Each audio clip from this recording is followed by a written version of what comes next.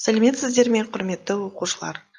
Бүгін сіздермен бірге 11 сынып физикасынан механикалық толқындардың таралуы, механикалық толқындар интерференциясы тақырыбын қарастырамыз. Құрметті оқушылар, бүгінгі сабағымыздың мақсаты судың бетінде екі көзде пайда болатын интерференцияны зерттеу. Егер төмендегі критерийларды орындаса, оқушы оқу мақсатына жетеді. Толқындардың пайда болу шарттары мен түрлерін біледі. Толқындардың негізгі сипаттамаларын анықтайды. Келесі критерий толқын жылдамдығын, оның жиілігі және ұзындығымен байланыстыратын формуланы есептер шығаруда қолдана алады. Интерференцияның пайда болу шарттарын түсіндіре алады.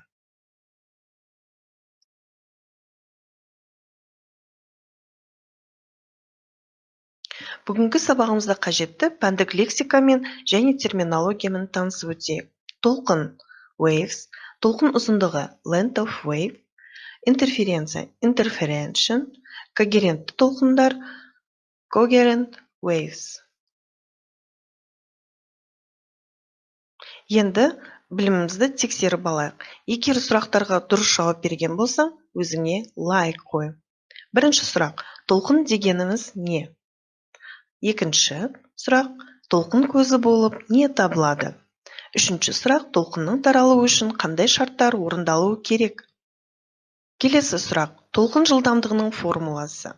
Келесі сұрақ: толқын тербелісі 5 Гц жиілікте 6 метр секунд жылдамдықпен таралады. Толқын ұзындығы қандай? Келесі сұрақ: сыныпта отырып біз қандай толқындарды қабылдаймыз? Бойлық толқындар қандай ортада тарала алады? Келесі тапсырма 3 сұрақ әдісі. Бірінші сұрақ: жарық жылдамдығымен таралатын толқындардың 3 түрін жазыңыз.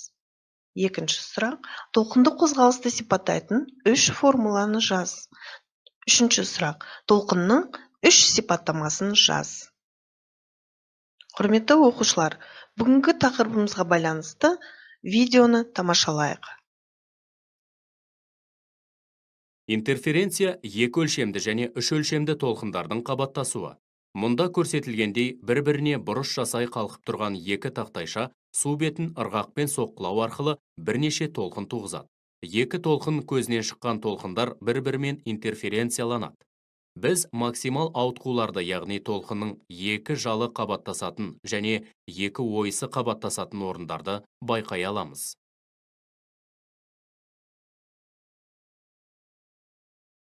Видеодан тамашалағанымыздай, бұл интерференция құбылысы болып табылады.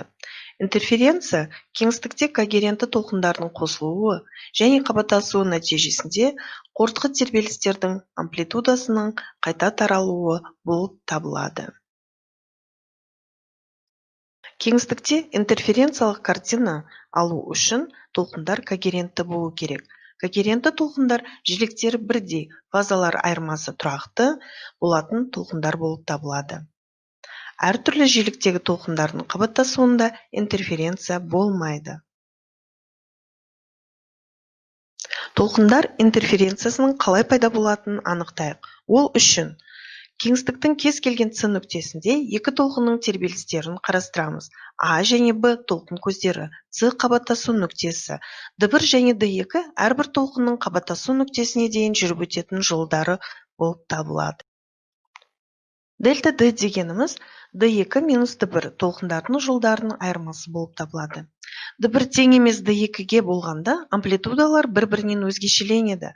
Егер екі толқын көздерінің арақашықтығы өте жақын болса, онда екі толқынның амплитудалары бірдей деп есептеуге болады.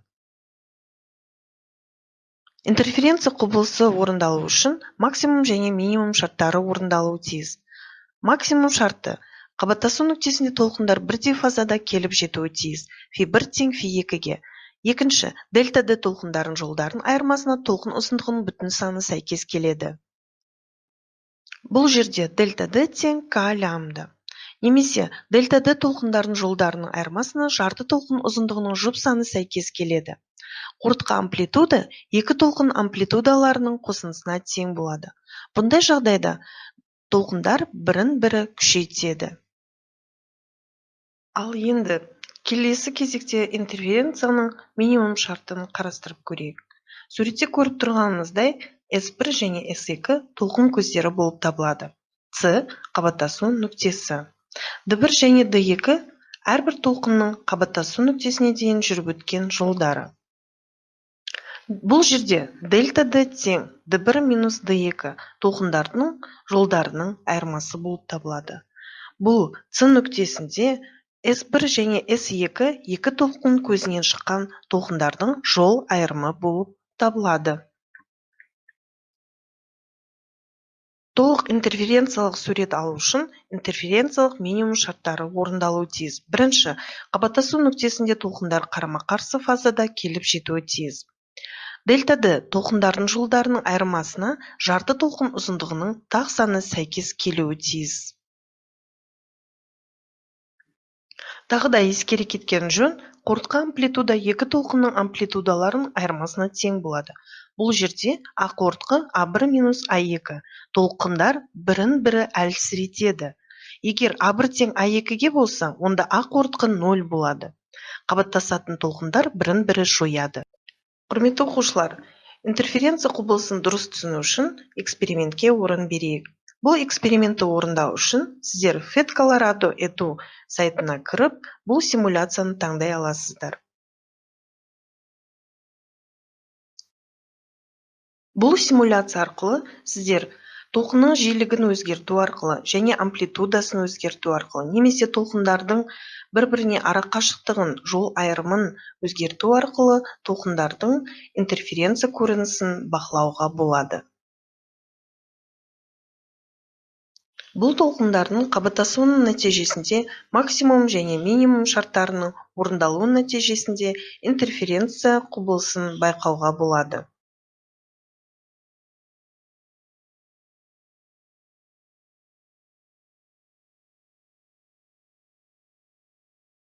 Бұл симуляцияны орындау барысында сіздер толқын көзінде өзгертулеріңізге болады. Су тамшыларын емес, дыбыс толқындарында қарастырсаңыздар болады.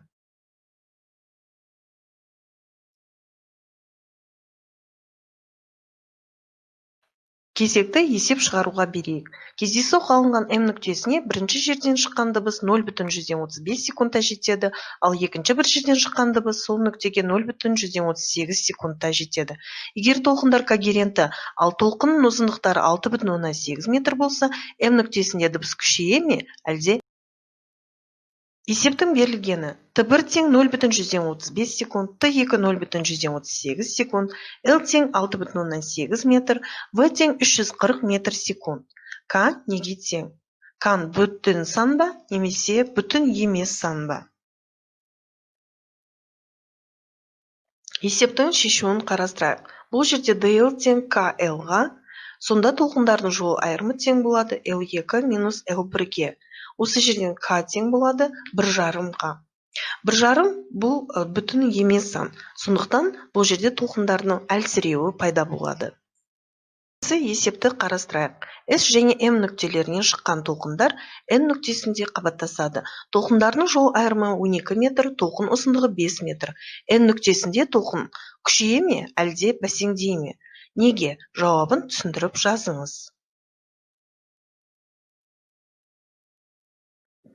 Есептің шешуі ретінде DL тең KL формуласын қолданамыз. Бұл жерден К тең болады DL бөлінген L-ға. Бізде 2,4 саны шықты.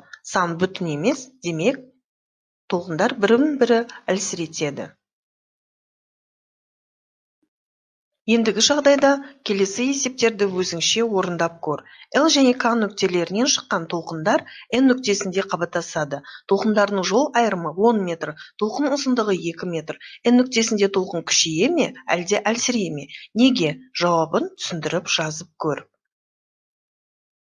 Оқушы есепті шығару үшін интерференция кезіндегі максимум және минимум шарттарын ескереді.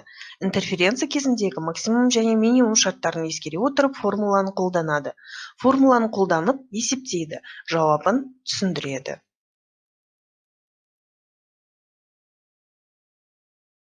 Келесі есеп. Кездейсоқ алынған М нүктесіне бірінші жерден шыққан дыбыс 0,4 секундта жетеді, ал екінші бір жерден шыққан дыбыс сол нүктеге 0,5 секундта жетеді. Егер толқындар когерентті, ал толқын ұзындықтары 7,2 метр және дыбысының жылдамдығы 340 метр секунд болса, М нүктесінде дыбыс күшейе ме? Бұл есепті дұрыс шығару үшін оқушы дыбыс шыққан жерден қашықтықты табады, толқындардың жол айырымын есептейді, интерференцияның максимум және минимум шарттарын анықтайды.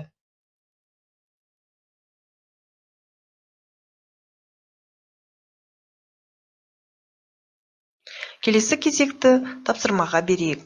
Бос орынды толтырыңдар. Интерференцияның болуының басты шарты қандай? Орнықты интерференциялық көрініс шығарып алу үшін толқын көздері қандай болу керек? Осы шарттарды қанағаттандыратын көздер қалай аталады? Келесі тапсырма сәйкестікті тап. Интерференция, когерентті толқындар, максимум шарты, минимум шарты, осы ұғымдарға сәйкес келетін сөйлемдерді бір-бірімен жалғастыр.